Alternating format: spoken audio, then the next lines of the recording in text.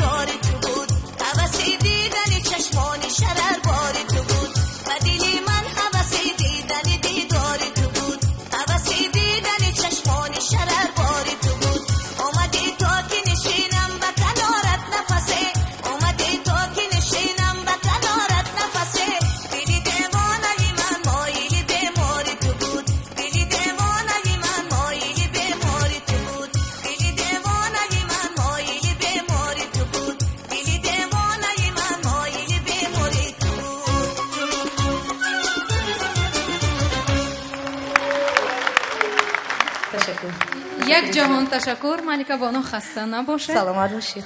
یک دقیقه می ایستید و تحفه خاطروی خود را میگیرید. سلامت باشید. مرحبا گنجینه بانو. امروز گنجینه بانو یاردمچی من و صبرینه گویا که امروز 3 برنده است. یک کفکوبی با افتخار گنجینه. اپای ملکه توفه برای شما از نوع مغازه ارامات تقدیم می‌نمایم. در حقیقت من از این ارامت‌های زیادی که در این مغازه است بسیار دوست می‌دارم و استفاده می‌برم و امروز بینید که در این بزم زیبا توانستن که برای هنرمندان تحفه کنند. برای شما یک جهان تشکر. سلامت باشید. بسیار تشکر. دیده با این تحفه ها شما نصیب ما هم خریداری فیرمای ارامت میشویم. تحفه